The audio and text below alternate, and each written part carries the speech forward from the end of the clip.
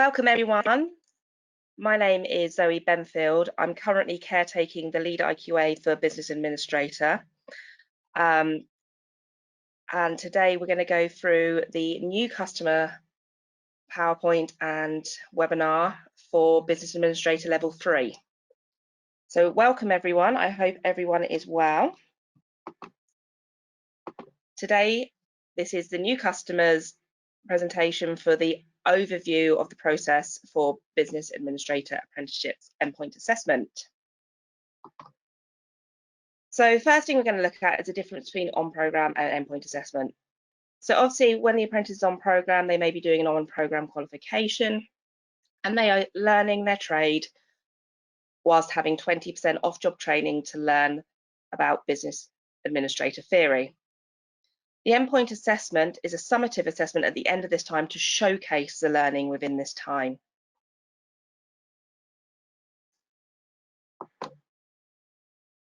So the first thing I'm going to really talk about is preparing the apprentice for their endpoint assessment.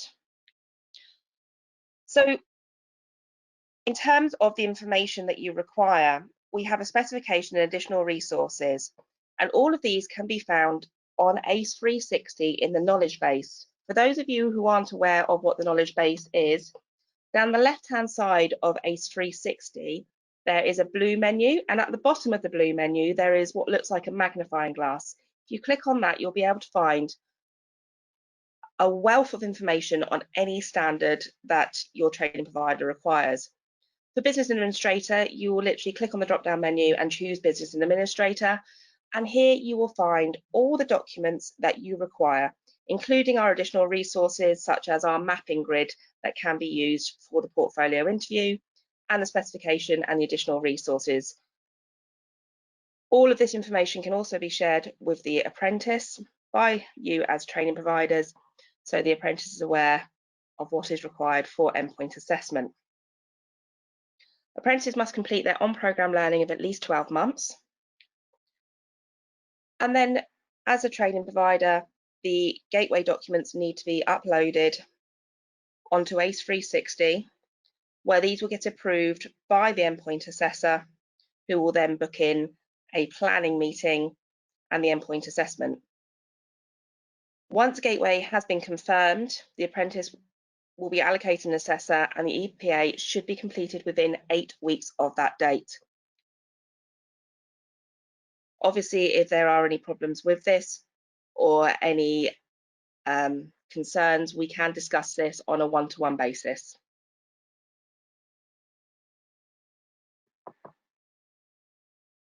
So into the Business Administrator Level 3. So what is required at Gateway? So the information that we require is Annex A, the Gateway Declaration Form, Annex B, the Portfolio Authentication Certifications Declaration Form, Annex C, the Project Presentation Evidence, and also the Portfolio of Evidence with a Mapping Grid should be uploaded alongside the English and Math Proof of Achievement. And I'm going to go more into depth about what should be included in the Portfolio of Evidence when we get to that particular component.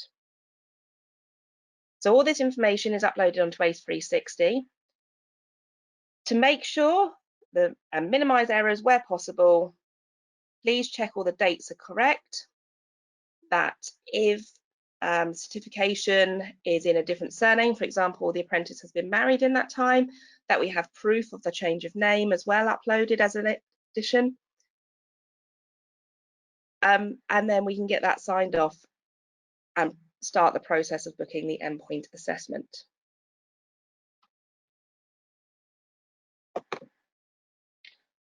So we're looking at the components now. Now for Business Administrator, we have 3 components. We have the multiple choice test, the portfolio interview, and the project presentation. The multiple choice test is graded out of 50, and to achieve a pass, you need 60%. To achieve a distinction, it is 80% for this component. It is a multiple choice test that can be completed either paper-based or using Edexcel online. And under normal circumstances, this is completed before the other 2 components are attempted. The multiple choice test can be invigilated either by the training provider or we can make exceptions, and the endpoint assessor can invigilate the multiple choice test if required. At present, we have a system in place where the employer can also invigilate the MCT due to COVID-19. There are instructions on how all of this can be carried out on ACE 360 in the knowledge base. There is a section for our general articles, and testing is one of those articles. So if an employer was wanting to invigilate, there is a step-by-step guide of how to set up the secure file share and what is required from the employer.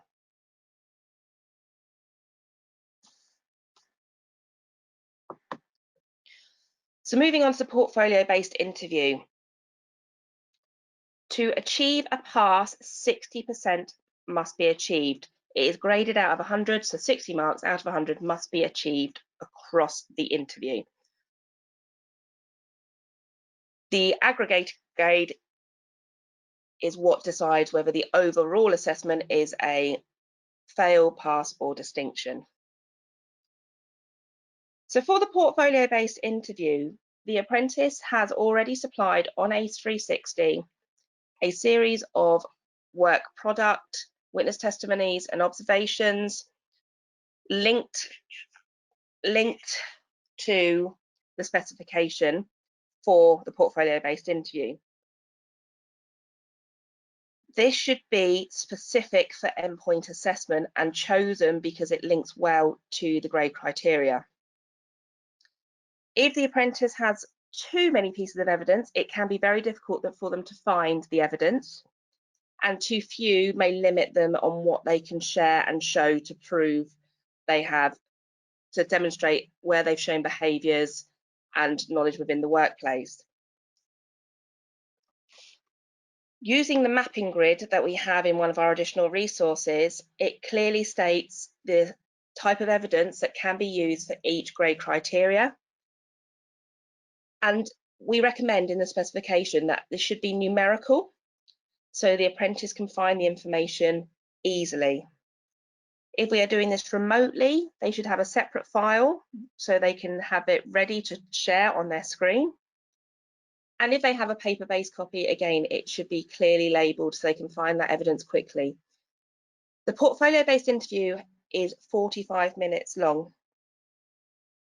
And one of the main problems that we have is running out of time. So making sure that apprentice is prepared and has practiced using their evidence is key. It is a series of show and tell questions. The tell me questions, the apprentice literally just has to tell the information required to demonstrate knowledge and behaviour. When the independent endpoint assessor asks them to show, then the apprentice has to show evidence to prove that this has occurred and show how they have completed tasks within the workplace. As I said, the main problem is the 45-minute timeline. Not all questions are asked if they run out of time. It is stopped at 45 minutes. So the apprentice must be well practiced in using their evidence and knowing what is in that evidence. This is where having key pieces of evidence that can be holistically assessed across the grade criteria, it's imperative for their success.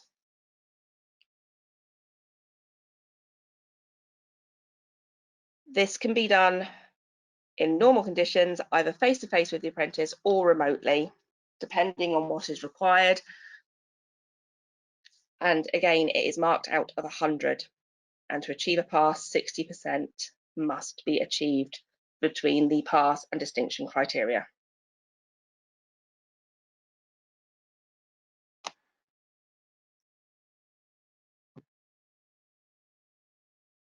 The third and final component is the project presentation.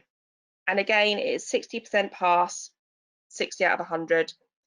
And overall, when all grades are added together from the three components, that's when it is decided whether the overall grade is a fail, pass, or distinction. The project presentation is a pre-prepared presentation that is completed to demonstrate a project undertaken in the last 3 months of the apprenticeship.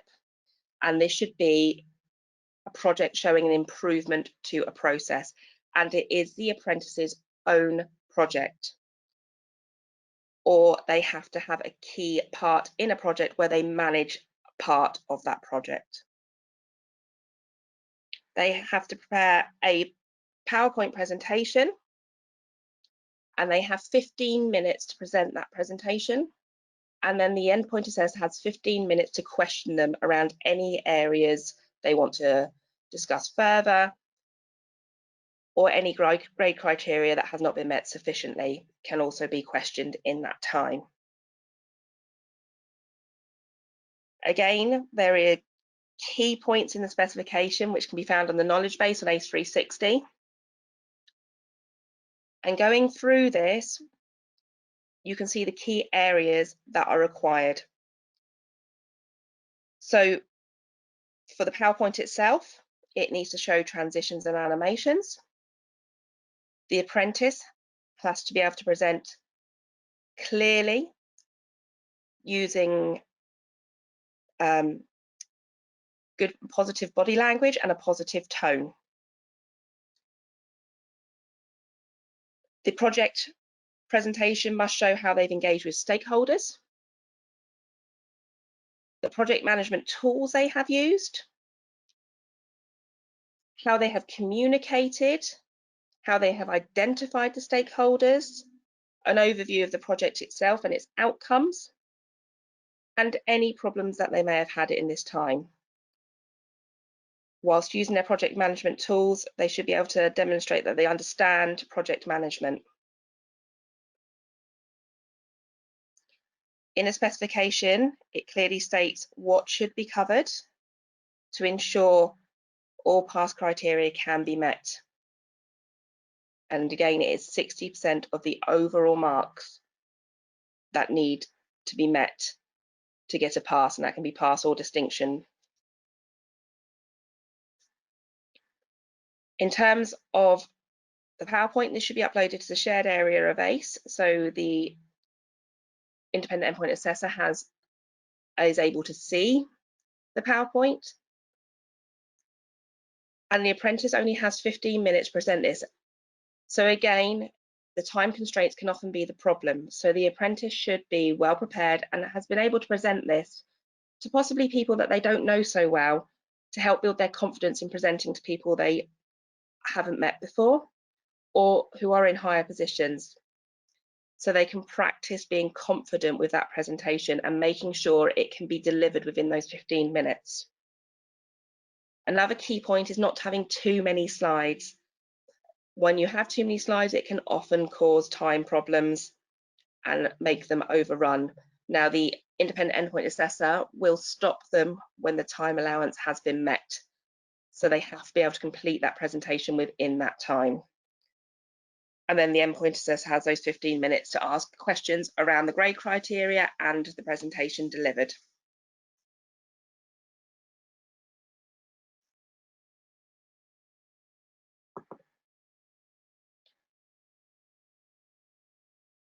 So in terms of queries and comments and timelines, we need to work together to make sure we can keep all those timelines in place. So once it has all been uploaded onto ACE Gateway, we have 8 weeks to complete that endpoint assessment. So if you have any queries about the qualifications, you can contact your Business Development Manager, EPA Delivery, or currently myself for Business Administrator queries. Please, when uploading documents, ensure they're scanned, dated and signed correctly, and certificates have all 4 corners on show. The assessor will obviously check these gateway documents, come back to you if there's any problems, or sign gateway off, and we book a planning meeting. And now the planning meeting is key. The reason we book a planning meeting is to make sure we know all information about the day, that the apprentice has access to technology, whether their portfolio is going to be paper-based or shown digitally, if the project has been completed and can be uploaded to the shared area of ACE, the time, the order of assessment, how the multiple choice test is going to be administered. And we do all this to make the apprentice feel comfortable, know exactly what is going on, and give them a briefing of what will happen on the day to pre-prepare them. In that planning meeting as well, we will check for any additional learning requirements and book in the date, which will then be shared on the shared area of ACE. After the endpoint assessment has been completed, the results are collated and quality assured within 5 working days. So if the assessment is done on a Wednesday, by the following Wednesday at 5 p.m, the results will show on ACE 360. However, for the multiple choice tests that are paper-based, there is a 10 working day turnaround for these. The certificates are automatically sent out to the employer address from the ESFA. So please, if the apprentice has moved employer or will no longer be working for a particular employer, please make sure the address on ACE 360 reflects that to ensure the certificate is sent to the correct place.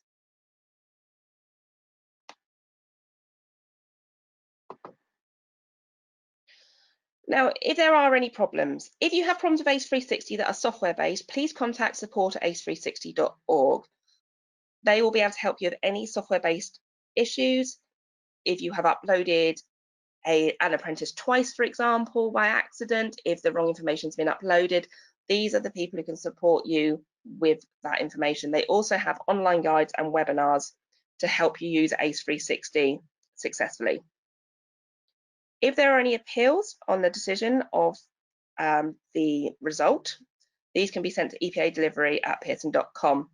If an apprentice achieves a distinction, the certificate is generated within a week and sent out. If they receive a pass, there is a 2-week delay on sending out the certificate to give the training provider time to appeal if required. And obviously, if it is a fail and then an appeal was required, then these are sent to EPA delivery. General queries can either go to EPA delivery or myself, and questions about contracts and payments should be directed to your business development manager.